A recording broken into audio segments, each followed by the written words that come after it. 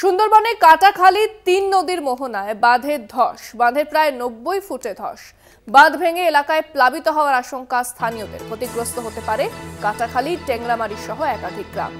সুন্দরবনে কাটাখালী ৩ নদীর মোহনার বাঁধের ধস, দেখতে পাচ্ছেন সেই ছবি। এই মুহূর্তে সেখানকার কি পরিস্থিতি জানবো, আমাদের সঙ্গে সরাসরি রয়েছেন প্রতিনিধি সঞ্জিত চক্রবর্তী। সঞ্জিত, কি পরিস্থিতি দেখছো এবং প্রশাসনিক তৎপরতা কি রয়েছে সেখানে? দেখো, দক্ষিণবঙ্গের কিছু জায়গায় আবহাওয়ার উন্নতি হলো, যেটা দেখা যাচ্ছে সুন্দরবন অঞ্চল রয়েছে নদীমাতৃক এলাকা, বিশেষ করে সন্দেশখালী, সুন্দরগঞ্জ, আস্তাবাদ। সঞ্জিত, তুমি সঙ্গে থাকো, আমরা যে ছবিটা আপনাদের দেখাচ্ছি আবারও দেখাবো যে যেভাবে বাঁধ ভেঙে গিয়েছে এবং ক্ষতিগ্রস্ত হতে পারে বেশ কয়েকটি গ্রাম, সেটাই কিন্তু মনে করা হচ্ছে। বাঁধের প্রায় ৯০ ফুট ধস নেমেছে এমনটাই জানা যাচ্ছে। সেক্ষেত্রে যে বেশ কয়েকটি গ্রাম ক্ষতিগ্রস্ত, এর জেরে বাঁধ ভেঙে এলাকা প্লাবিত হওয়ার আশঙ্কা করছে স্থানীয়রা। ক্ষতিগ্রস্ত হতে পারে কাটাখালী, টেংরাবাড়ি সহ একাধিক গ্রাম।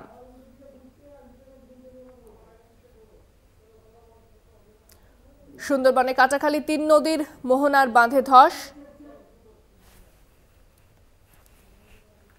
আমি আবারও যাবো সরাসরি সঞ্জিত চক্রবর্তীর কাছে। সঞ্জিত, তুমি যেরকমটা জানাচ্ছিলে,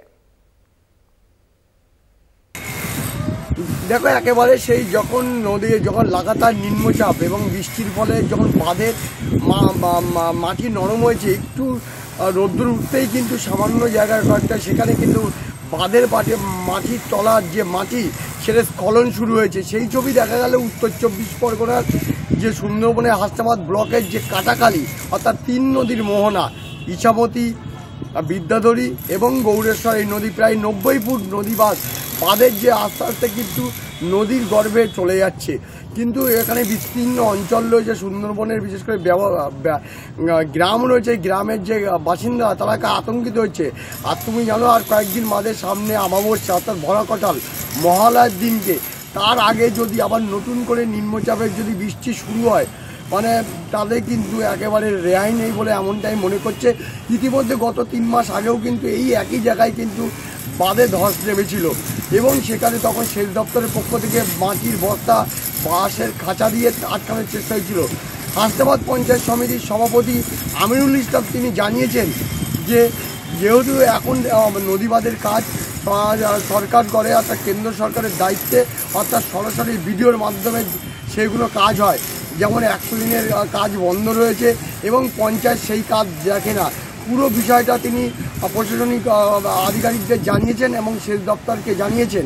পাশাপাশি এই সামনে যদি আবার নতুন করে এই বাঁধের ফাটল চওড়া হয়, অর্থাৎ তাহলে কিন্তু সুন্দরবনে বড়সড় বিপদের মুখে পড়তে পারে এই প্রান্তিক মানুষেরা। ইতিমধ্যে তুমি জানো, বেশ কিছু গ্রামে এখনও জলবন্দী রয়েছে মানুষ, সেখানে জল নিকাশি হচ্ছে না।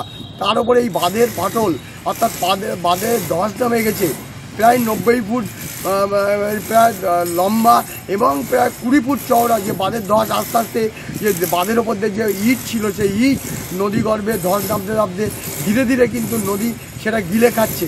যার কারণে এটা যদি আরও ভয়াবহ হয়, তাহলে কিন্তু বড়সড় ভাঙনের মুখে পড়তে পারে হাসনাবাদ ব্লকের এই ট্যাংরামারি, কাটাখালী, ঢাকনামারি সহ একাধিক গ্রাম। তাই তারা চাইছে দ্রুত এই সংস্কার হোক, অর্থাৎ বাঁধ মেরামতি হোক, নাহলে আরও বড় বিপদের মুখে পড়তে পারে এই হাসনাবাদের বিস্তীর্ণ অঞ্চলের মানুষ। ইন্দ্রাণী, একেবারে ধন্যবাদ সঞ্জিত। আমাদের সঙ্গে সরাসরি ছিলেন প্রতিনিধি সঞ্জিত চক্রবর্তী। এবং যেভাবে ধস নেমেছে তার সেক্ষেত্রে বেশ কিছু এলাকা প্লাবিত হওয়ার আশঙ্কা করছেন স্থানীয়রা। পাশাপাশি বেশ কয়েকটি গ্রাম ক্ষতিগ্রস্ত হতে পারে, তবে যে প্রশাসনিক তৎপরতা সেটা ইতিমধ্যে শুরু হয়েছে।